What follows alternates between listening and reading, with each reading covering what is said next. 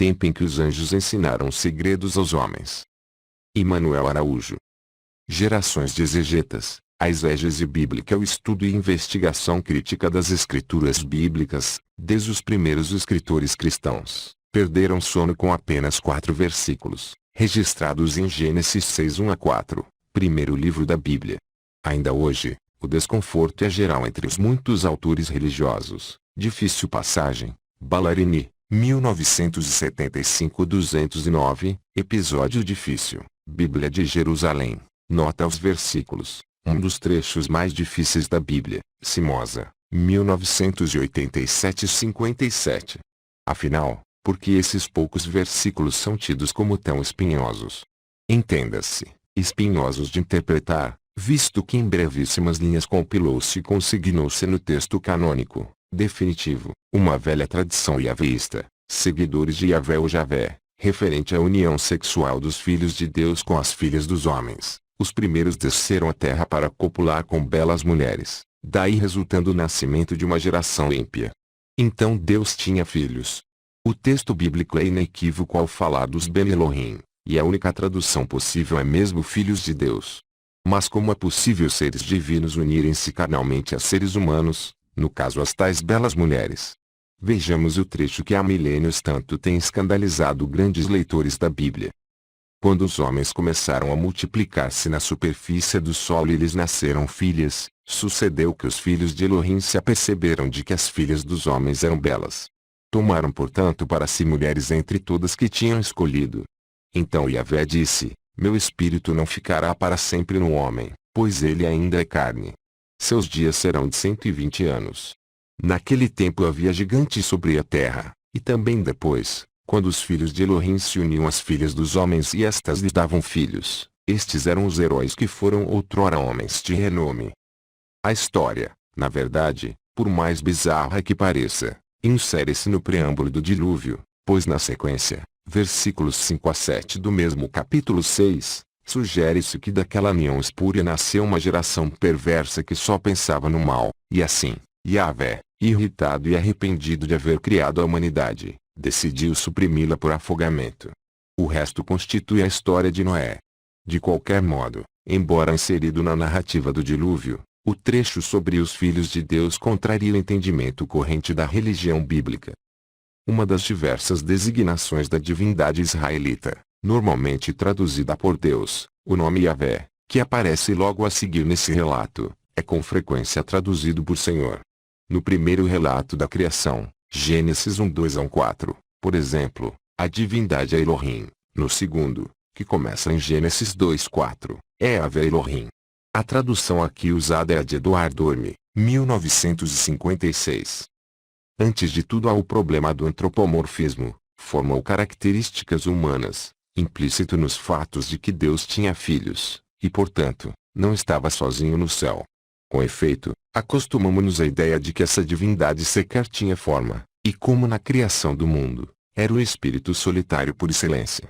No entanto, fala-se de seu braço, Isaías 52:10, seu rosto, Êxodo 33:23, seus olhos, 1 Samuel 15:19, sua boca, Deuteronômio 8:3, seus ouvidos, 1 Samuel 8:21, seus lábios, Jó 11:5, etc.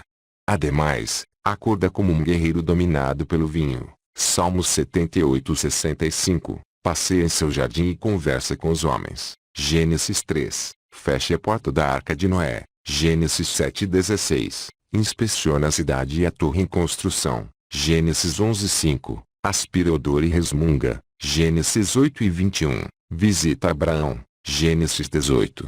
E o antropopatismo, algumas características, ou sentimentos humanos atribuídos a seres não humanos ou a elementos da natureza, também é evidente quando a divindade, por exemplo, sente alegria, Deuteronômio 28:63, arrepende-se, Gênesis 6:6, sente ira, Gênesis 6:6 e Êxodo 4:14, perdoa, Jeremias 5:1, 31:34, 33:8, e tem compaixão, Deuteronômio 32:36, vinga-se, Ezequiel 25:17. Assim, a exemplo de tantas outras religiões do Oriente Próximo, O Deus hebraico foi concebido em forma humana. Em só uma teologia posterior inverteria tal noção, afirmando que o homem teria sido criado à imagem de Deus. Gênesis 1 e 26 a 27. A grande divindade bíblica tampouco estava sozinha no céu. Ao contrário, ele compartia sua morada com um panteão numeroso, deuses que lhe eram assim subordinados, e que lhe prestavam homenagem como verdadeiro rei celestial. Afora os Ben Elohim, filhos de Deus, havia os Mavaquim, mensageiros, enviados, os Ageloe, anjos, na tradução grega da Bíblia. Em grupos formavam os Datel, conselho divino, a Caal, assembleia, e o Sod, círculo íntimo, dos Kedosim, santos, os que têm assento em volta de Deus. Constituíam, na prática, a corte celeste, tal como descrita na visão de Miqueias. Eu vi Yahvé sentado no trono com todo o exército do céu diante dele, à sua direita e à sua esquerda. 1 Reis 22 e 19. Ademais, ajudavam Deus a julgar os homens com base nos livros onde se escreviam seus atos. 1000 milhares o serviam e miríades se mantinham diante dele. O tribunal tomou assento e os livros foram abertos. Daniel 7:10. Podiam proteger os homens. Salmos 34:8, 91:11 a 12, mas também causavam destruição e morte. Êxodo 12:23, 2 Samuel 24:16, Salmos 78:49. No caso dos querubins e serafins, sua imagem é fortemente influenciada por representações correntes no Oriente Próximo, aparecendo como seres híbridos com traços humanos e animais. Além dos demônios que povoavam e aterrorizavam a terra, alguns personalizados, como Azazel, Levítico 16:9, Lilith, por exemplo, Isaías 34:14, Asmodeu, Tobias 3:8, entre outros. O deus hebraico tinha oponentes em sua própria corte, dos quais o mais célebre é Satã. Mas acima de tudo Elohim, Yahvé enfrentava continuamente as potências do caos que ameaçavam a sua criação. Tais potências, também elas divinizadas, personificavam-se no Teon, águas primordiais, palco da criação do mundo. Gênesis 1:2, como o monstro marinho Rab, o nome significa agitação, impetuosidade, e a serpente ou dragão Leviatã, para criar e manter sua criação. Deus tem de combatê-los e eliminá-los, e aqui o relato nos mostra uma dimensão cósmica ao trabalho da divindade. Assim, Deus não hesita em cortar Rab em pedaços para o aniquilar. Isaías 51:9, Salmos 89:10 a 11, Jó 26:12, e em esmagar as cabeças de Leviatã. Salmos 74:14, Isaías 27:1. De novo os hebreus inserem-se nas tradições mitológicas do Oriente Próximo. Um primeiro paralelo estabelece-se com o poema acadiano da criação, em que o deus Marduk corta o monstro Tiamat em duas partes, faz de uma destas o oceano celeste e fecha sua água com ferrolhos, assim como Yahvé derrota os monstros das águas primordiais, fende o mar, Salmos 74:13, e impõe seus limites, fechando sua água com ferrolhos, Jó 38:10. O segundo paralelo vem do ciclo épico de Baal em Ugarite, em que esse deus esmaga a Lotã, a serpente escorregadia, destrói a serpente tortuosa, Chaliates de 7 cabeças, em termos idênticos aos que se encontram em Salmos 74:14 e Isaías 27:1, 51:9, e por fim, um terceiro paralelo vem do Egito, onde, no âmbito da teologia solar, a serpente Apep, Apófis, ameaça diariamente a criação, na tentativa de fazer o mundo retornar às águas primordiais, e por isso tem de ser também diariamente derrotada e exterminada. Removida a dificuldade inicial sobre a visão de um Elohim, Yahvé humano que domina, afinal, um extenso panteão, voltemo-nos ao significado dos tais filhos de Deus. Quem eram eles? Os primeiros escritores cristãos preocuparam-se com o problema de sua identificação, como assinalam Clemente Pinheiro, 1984-33, é a origem do mal com a história dos anjos caídos, junto com a procedência dos demônios, o que parece interessar mais a esses escritores, ao discorrerem sobre essa passagem. Autores dos séculos II e III, como Justino, Taciano, Ireneu, Clemente de Alexandria, Tertuliano, Cipriano, Atenágoras, e no século IV Ambrósio, não só admitiram a história como sustentaram que os filhos de Deus eram anjos. No correr dos séculos IV e V, Com João Crisóstomo, Agostinho, Cirilo de Alexandria e Teodoreto, predominou a interpretação de que os filhos de Deus eram os descendentes de Sete e as filhas dos homens descendentes de Caim. Assim não se comprometia a transcendência divina, argumentando-se que os casamentos foram legais e que não faria sentido seres divinos se preocuparem com legitimações de origem humana. Outra interpretação é a de que os filhos de Deus representam o povo eleito e as filhas dos homens são simplesmente as mulheres jovens. Piruetas e contorções exegéticas à parte, não é difícil estabelecer a identidade dos filhos de Deus. Antes de mais nada, como todos os outros seres divinos do panteão celeste, faziam parte da corte de Yahvé, e assim o primeiro grupo de autores cristãos do século II e III, influenciado pelos textos apócrifos e pela Septuaginta, tradução grega da Bíblia feita no século III a.C., para os judeus de Alexandria, que não sabiam ler hebraico, estava certo ao identificá-los como anjos. Em outras passagens do Antigo Testamento, vemos que se apresentam diante de Yahvé, João 6:2-1, tributam glória a este, Salmos 29:1, e compartilham de sua essência, Salmos 89:7, mas acima de tudo participaram da criação ao lado de Yahvé, que mereceu seu aplauso ao concluir a obra, Jó 38:7, e quando o Altíssimo repartia as nações, quando separava os homens uns dos outros, fixou as fronteiras dos povos segundo o número dos filhos de Deus, Deuteronômio 32:8. Fora do horizonte estritamente bíblico, é possível detectar a tradição que contaminou a história narrada no texto sagrado.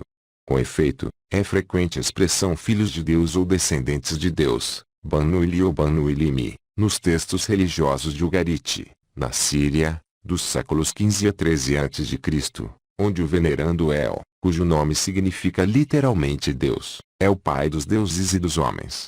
Tampouco era incomum no Oriente Próximo a ideia de uma divindade unir-se sexualmente a mortais. O próprio El de Ugarit herou de duas mulheres Shar, deus da manhã, e Shalim, deus do poente. Na Mesopotâmia a deusa Ishtar corteja abertamente Gilgamesh, rei de Uruk. Vem, Gilgamesh, sê meu amante, dá-me o presente do teu fruto, serás meu marido e eu tua mulher. No Egito o deus Amon toma a aparência do faraó para ter relações sexuais com a rainha, tornando-se assim o pai de Hatshepsut, 1475 a 1458 a.C., e de Amenófis III, 1390 a 1353 a.C. Amon foi ao quarto da rainha quando esta dormia, e então ela acordou com a fragrância do deus. Ele chegou-se logo e com ela copulou, ardendo de desejo, deu-lhe seu coração, de modo que ela pudesse vê-lo em sua forma de Deus. Ao aparecer diante dela, ela regozijou-se com a visão de sua beleza e seu amor passou por dentro de seus membros, que a fragrância do Deus inundava. Na Bíblia hebraica a alusão é aos filhos de Israel, mas se trata de um equívoco, discussão em Edel, 1993-180. Mas a melhor fonte no âmbito judaico, aliás utilizada pelos autores cristãos do século II e III, que recolhe a mesma tradição dos livros canônicos, porém consigna muito mais do que estes, são os chamados textos apócrifos, em particular o livro dos Jubileus, escrito no século II a.C., e conservado numa versão etíope de cerca de 500 d.C., feita a partir de uma tradução grega do original hebraico, e os livros de Enoque, escritos entre os séculos III e I a.C., e conservados em versão completa etíope composta entre 350 e 600 d.C., feita a partir de tradução grega do original hebraico. Em ambos os livros conta-se a mesma história de Gênesis 6:1-4, mas ali não só os filhos de Deus são chamados de anjos, como se explicita claramente que os gigantes nasceram da união destes com as mulheres. No relato de Jubileus 5:1, é dito que quando os filhos dos homens começaram a multiplicar-se sobre a face da terra e tiveram filhas, viram os anjos do Senhor, em um ano deste jubileu, que eram formosas de aspecto. Tomaram por mulheres as que elegeram entre eles e lhes pariram filhos, que foram os gigantes. A narrativa de Enoque 6:7-1-2 é mais rica em informações. Naqueles dias, quando se multiplicaram os filhos dos homens, sucedeu que lhes nasceram filhas belas e formosas. Viram-nas os anjos, os filhos do céu, desejaram-nas e disseram entre si: Eia, escolhamos dentre os humanos e engendremos filhos. Semiasa, seu chefe, Disse-lhes: temo que não querais que tal ação chegue a executar-se, seja eu sozinho a pagar por tamanho pecado. Responderam-lhe todos: juremos e comprometamo-nos sob anátema entre nós a não mudar esta decisão e a executá-la certamente. Então juraram todos juntos e se comprometeram a isso sob anátema, execração, excomunhão, maldição. Eram 200 os que desceram a Ardis, que é o cume do Monte Hermon, ao qual chamaram assim porque nele juraram e se comprometeram sob anátema. Estes eram os nomes de seus chefes: Semiasa, que era seu chefe supremo, Uraqueva, Rameel, Cocabiel, Tamiel, Ramiel, Daniel, Ezequiel, Baraquiel, Azael, Armaros, Batriel, Ananel, Zaquiel, Sanciel, Sartael, Turiel, Iomiel e Araziel. Estes eram seus decoriões. E tomaram mulheres. Cada uma escolheu a sua e começaram a conviver e unir-se com elas, ensinando-lhes feitiços e conjuros e adestrando-as em recolher raízes e plantas. Ficaram grávidas e engendraram enormes gigantes de 3.000 côvados de estatura cada um. Ora, em Gênesis 6:1-4 o relato parece truncado, não ficando clara a relação entre a união sexual de seres divinos com mulheres e o nascimento de uma raça de gigantes, o que se esclarece em Jubileus e Enoque nos trechos anteriormente transcritos. De qualquer modo, a história só se aclara por inteiro com a continuação da narrativa, que em Gênesis 6:5-8 permanece parcial, no sentido de que nem tudo é dito. Yahvé viu que a maldade do homem era grande sobre a terra, e que todo objeto dos pensamentos de seu coração era sempre o mal. Yahvé arrependeu-se de ter feito o homem sobre a terra e irritou-se em seu coração. Yahvé disse: farei desaparecer da superfície do solo os homens que criei, e com os homens os animais, os répteis e os pássaros do céu, porque me arrependo de tê-los feito. Mas Noé encontrou graça aos olhos de Yahvé. Mais uma vez, dessa exposição extremamente concisa, apenas se infere que a maldade podia provir dos gigantes, e tampouco nada se esclarece sobre a natureza de sua iniquidade. Mas por enquanto, importa reter que o arrependimento do Deus Criador, em relação à sua criação, não é novidade em mitologias do Oriente Próximo. No Egito tratava-se do deus Ra, que, ao ficar velho, percebe que a humanidade tramava contra ele e por isso decide exterminá-la. Na Mesopotâmia, o deus Enlil pretende destruir os homens por meio de pestes e dilúvio, porque estes haviam se multiplicado tanto que seu vozerio chegava ao céu e perturbava os deuses. A terra ficou muito grande, o povo tornou-se numeroso, a terra bramia como gado selvagem. O deus, Enlil, incomodou-se com sua gritaria. Enlil ouviu seu alarido e disse aos grandes deuses: opressivo tornou-se o alarido da humanidade, seu alarido impede meu sono. Como os homens viviam eternamente, Enlil provocou uma série de catástrofes para diminuir seus números, até decidir-se pelo dilúvio, mas o deus Enki escolheu um homem chamado Atrasis, também Atraxis, para salvar-se da inundação, ensinando-lhe a construir uma grande barca que abrigaria sua família e certo número de animais. Uma vez salva a humanidade, Enki sugeriu que a população diminuiria com a criação da morte natural. Também da Mesopotâmia nos chegou a longa epopeia de Gilgamesh, modelo inequívoco da história bíblica do dilúvio. Tantas e tamanhas são as semelhanças em ambos os relatos. É igualmente fora do texto canônico da Bíblia, mas ancorada nas próprias tradições hebraicas mais antigas, que encontramos a explicação da ira de Yahvé em relação à humanidade. Em Del, 1993, 184-187, sustenta que o castigo divino aos humanos resultou do surgimento de um desequilíbrio cósmico representado pelo acasalamento dos filhos de Deus com as filhas dos homens, e a primeira resposta de Yahvé foi a limitação da vida em 120 anos, e em seguida o dilúvio, quando pereceram os gigantes. O desequilíbrio cósmico ocorreu, mas não devido simplesmente, ou somente, à união sexual de anjos com mulheres, e sim ao desvendamento de segredos ou de conhecimentos até então vedados aos homens, tal como expresso em Enoque 8, em cuja versão etíope se afirma que Azazel ensinou os homens a fabricar espadas, facas, escudos, machados, os metais e suas técnicas, braceletes e adornos, como enegrecer os olhos e embelezar as sobrancelhas, e dentre as pedras as que são preciosas e seletas, todos os corantes e a metalurgia. Houve grande impiedade e muita fornicação, erraram e corromperam-se seus costumes. A Misaraca adestrou os encantadores e os que arrancam raízes, Armaros, como anular os encantamentos, Baraquiel, os astrólogos, Cocabiel, os signos, Tamiel ensinou astrologia, Asradel, o ciclo lunar. Mas os homens clamaram em sua ruína e chegou sua voz ao céu. Tradução em Spacer, 1969 104b 106b, Restaurações em Lambert, 1980. Nessa epopeia, a narrativa do dilúvio encontra-se na tábula, linhas 1 a 163, entre muitas, ver as traduções de Idel, 1967 80-87, Spacer, 1969 93 a 95a, e Botero, 1992 181 a 194.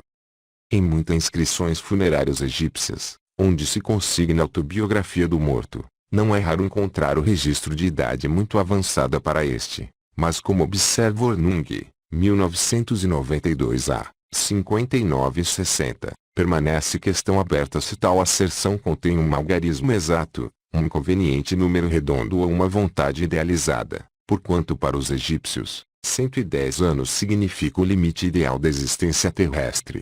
E a idade que ocorre repetidamente em inscrições, expressa na forma de um desejo. O Antigo Testamento, do mesmo modo, adota essa idade perfeita para José e Josué. Uma das versões gregas conservada em fragmentos por Cincelo, cerca de 800, é mais detalhada, Enoque 8:1-3. Azazel, o 10º dos chefes, foi o primeiro a ensinar-lhes a fabricar espadas, escudos e toda espécie de instrumentos bélicos, também os metais da terra e o ouro, como trabalhá-los e fazer com eles adornos para as mulheres, e a prata. Ensinou-lhes também a fazer brilhantes os olhos, a embelezar-se, as pedras preciosas e as tintas. Os homens fizeram tais coisas para si e para suas filhas, pecaram e fizeram errar aos santos. Houve então uma grande impiedade sobre a terra e corromperam-se seus costumes.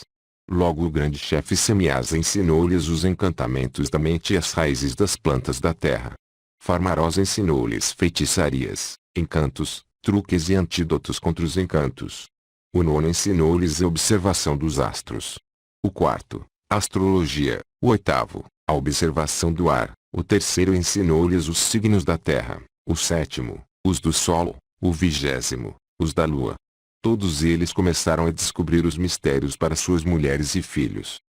Eis a intolerável transgressão: descobrir os mistérios, revelar o conhecimento divino, compartilhar e ensinar o que até então era insondável.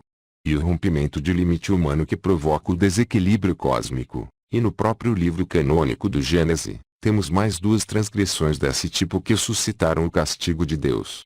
A primeira é a história da expulsão de Adão e Eva do paraíso em virtude de comerem o fruto da árvore do conhecimento do bem e do mal, como declara a serpente a Eva, Gênesis 3:5. Elohim sabe que, no dia em que dele comerem, vossos olhos se abrirão e sereis como deuses, conhecedores do bem e do mal. E a segunda história é a da Torre de Babel, Gênesis 11:1-9, em que os homens desejam construir uma cidade e uma torre cujo topo penetre nos céus, ultrapassando assim a medida humana. Nos relatos apócrifos, caudatários da mesma tradição que o canônico, torna-se explícito que a ira divina antes do dilúvio recaiu sobre os gigantes, Nefilim, filhos da união espúria dos anjos com as mulheres. Em Jubileus 5:2 disse que todos corromperam sua conduta enorme, começaram a devorar-se mutuamente, cresceu a iniquidade sobre a terra. E na versão etíope de Enoque 7:3-6 afirma-se que os gigantes consumiam todo o produto dos homens, até que foi impossível a estes alimentá-los. Então os gigantes se voltaram contra eles e comiam os homens. Começaram a pecar com aves, bestas, répteis e peixes, consumindo sua própria carne e bebendo seu sangue. Na versão grega conservada por Cincelo de Enoque 6:2 e 8:3-4 registra-se que aumentaram em números, mantendo o mesmo tamanho. E aprenderam eles mesmos, e ensinaram às suas mulheres feitiços e encantamentos, e que depois disto, começaram os gigantes a comer a carne dos homens e estes começaram a diminuir em número sobre a terra. Ora, esses gigantes não só foram iniciados nos mistérios divinos, como espalharam o terror na terra e transgrediram normas de conduta. Sua simples existência, aliás, é associada à degradação, pois os homens selvagens arquetípicos do Antigo Testamento são os grandes rebeldes contra o Senhor, os que desafiaram a Deus, os antiprofetas, os gigantes e os nômades, como os anjos do que se rebelaram contra o Senhor e foram arremessados do céu. Estes homens rebeldes continuam, compulsivamente, diríamos nós, a cometer o pecado de Adão. Por isso são punidos continuamente. A própria palavra que designa gigante, Nefio ou Nefilho, liga-se à raiz do verbo nafal, que significa cair, mas que se associa também às noções de morte, imperfeição, corrupção e julgamento. Assim, os gigantes são reiteradamente exterminados da terra, seja por Moisés, Josué 12:4-6, por Josué 11:21-22, por Caleb, Josué 15:14 e Jubileus 1:20, ou até na dupla morte de um mesmo personagem, Golias, que é abatido por Davi, 1 Samuel 17, e por Elanã, 2 Samuel 21. A recorrência não é contraditória, pois no pensamento do homem antigo no Oriente Próximo, os deuses são potências animadoras da natureza. Esta situa-se no plano da realidade. Apesar de sua infinita diversidade, o real é factualmente único. Um objeto possui apenas uma realidade palpável e quantificável. Todavia, para além do real único da experiência humana, reinam forças ordenadoras do mundo, as quais suscitam o plano da verdade. Esta verdade contém todas as potencialidades do imaginário. Para a física moderna, o real e o verdadeiro devem superpor-se. O antigo egípcio via isso de outro modo. Se o real era único, o verdadeiro era múltiplo, consequência de sua inacessibilidade imediata. A multiplicidade dos verdadeiros, e portanto das descrições míticas do mundo, autorizava a diversidade de respostas às questões levantadas pelos homens observadores da natureza. Tal multiplicidade de abordagens permitia a justaposição de imagens míticas aparentemente contraditórias. A história que começa com os filhos de Deus unindo-se a mulheres e termina com o dilúvio, insere-se, portanto, no ciclo de relatos em que a humanidade é várias vezes punida e exterminada por transcender sua própria condição e aproximar-se do divino. Nesse caso específico, a narrativa canônica assentou cunho moral, mas a tradição conservada nos apócrifos revela a causa primeira do castigo, o conhecimento interdito dos mistérios divinos que levam ao desequilíbrio cósmico como ameaça à criação. Emanuel Araújo, Universidade de Brasília, Departamento de História. Fim.